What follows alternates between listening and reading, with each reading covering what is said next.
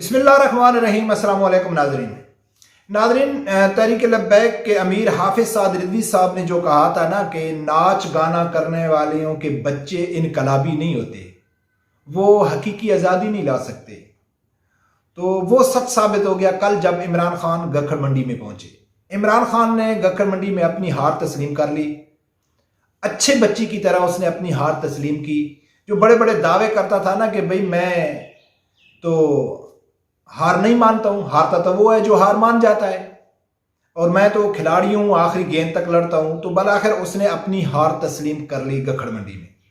اس نے کیسے ہار تسلیم کی میں آپ لوگوں کے سامنے رکھتا ہوں۔ اس سے پہلے میری گزارش ہے کہ جن دوستوں نے ابھی تک میرا چینل سبسکرائب نہیں کیا تو پلیز اسے سبسکرائب کر دیں اور بیل آئیکن کو لازمی پریس کریں۔ ناظرین سنو کہ عمران خان نے گکھڑ منڈی میں کیا کہا ہے، پھر میں آپ لوگوں کے سامنے ایک حافظ سعد رضوی صاحب کا کلپ بھی رکھوں گا۔ پہلے سنو کہ عمران خان نے کیا کہا ہے۔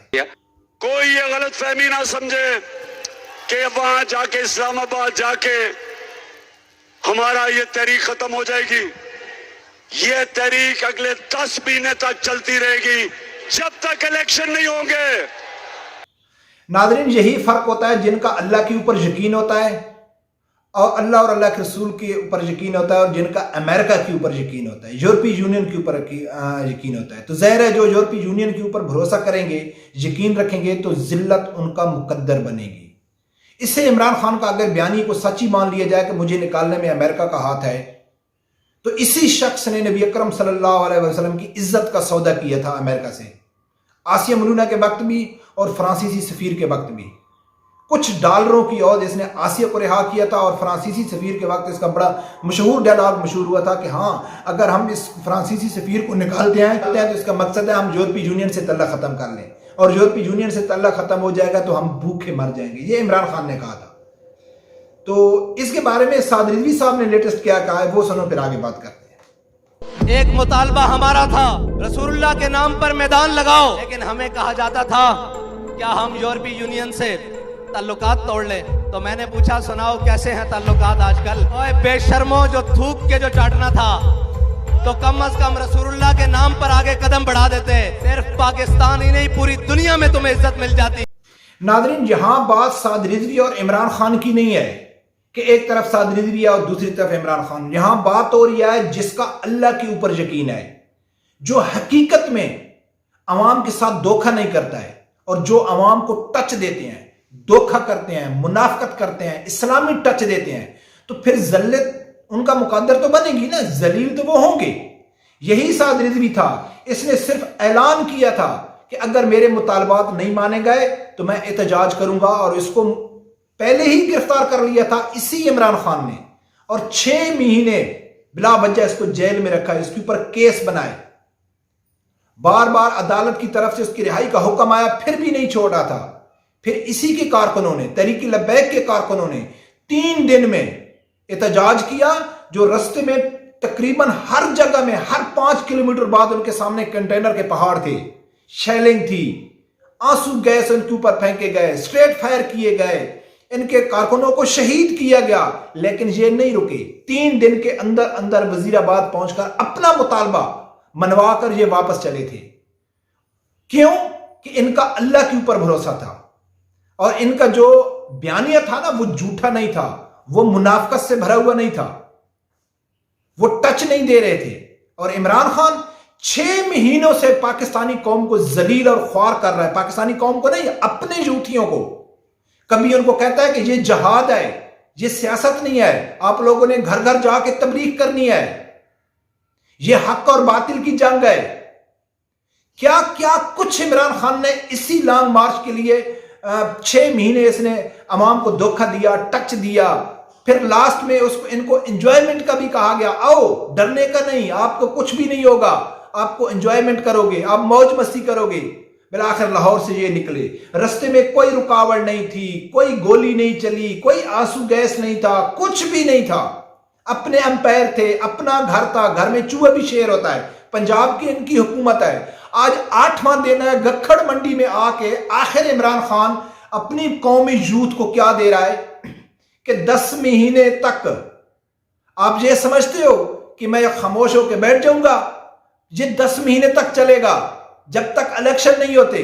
शर्म से डूब मरना चाहिए इसके फॉलोअरों को, चुल्लू भर पानी में डूब मरना चाहिए कि 6 महीने से मगज खराब कर करके कौम का कि ऐसे इमरान खान निकलेगा, और शर्म से डूब मरना चाहिए इनके जो यूट्यूबर हैं, इमरान रियाज हो गया, सदीक जान हो गया, समी अबरीम हो गया, साबिर शाकिर हो गया, जितनी भी है शर्म से डूब मरना चाहिए कि जब भी इनका वीडियो ऑन करो, ओ बस इमरान खान आ गया और वो तो तूफान लेके आ रहा है, सबको बहा के लेके जाएगा।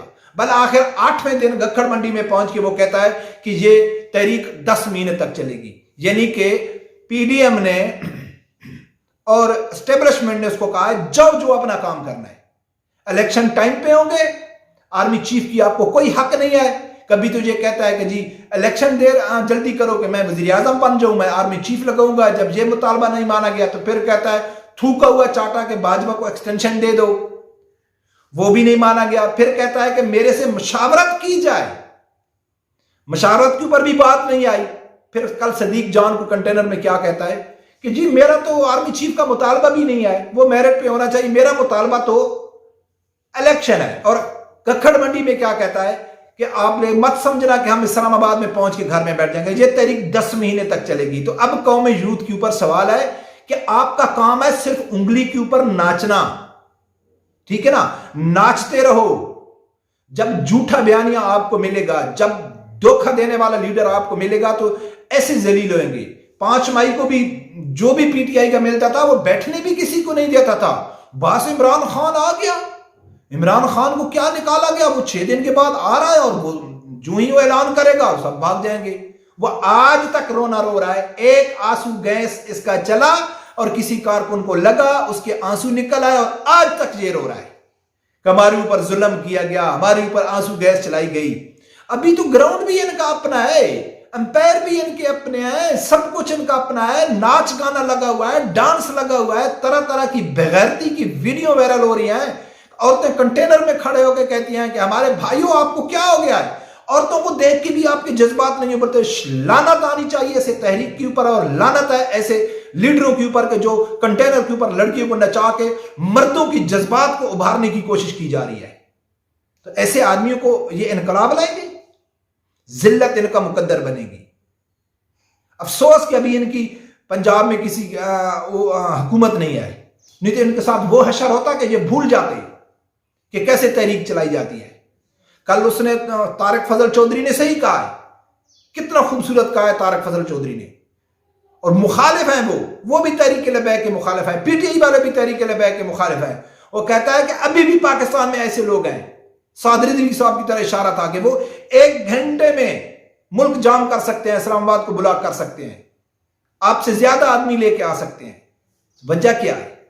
जो तहरीक लबैक के कारकुन हैं उनके 4 हाथ हैं, उनकी 4 आंखें हैं, जो उनके पास कोई एक स्पेशल पावर है? नहीं। क्यों? कि उनके अंदर सच है, उनका लीडर सच्चा है, धोखा नहीं देता है आवाम को, उनकी जो मंजिल और उनका मकसद है उसमें कोई कंफ्यूजिंग नहीं है, क्लियर है।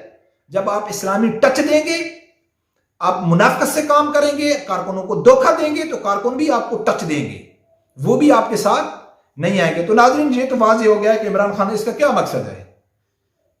उसने तो रास्ते में ही हार तस्लीम कर ली कि भाई हम वहां पहुंच के बैठेंगे नहीं, हम तो 10 महीने तक ये चलते रहेंगे। तो चलते रहो भाई, आपकी कौम है, आपने अपने गुलाम पाले हुए हैं, उसको जहां भी हाँक के जानवरों को हाँक के लेके जाओ, वो तो खामोशी से बेचारे चले जाएंगे ना। इमरान खान ने खुद ही कहा था कि मेरी हर बात के ऊपर लब्बैक कहने वाला, मेरे हर अच्छे बुरे फैसले को लब्बैक कहने वाला मेरा जो कुत्ता ही हो सकता है, इशारा करके उसने कहा था। जो इंसान होगा वो तो नजरियात के साथ खड़ा होगा। नजरियात आप लोगों के सामने है इमरान खान के कि हर घंटे के बाद वो यू टर्न ले रहा है, अपना बयानिया चेंज कर रहा है। रब्बे परवरदिगार से यही दुआ है कि अल्लाह ताला हर आदमी को हक सच सुनने की और उसके साथ खड़े होने की तौफीक अता फरमाए। अल्लाह हाफिज़।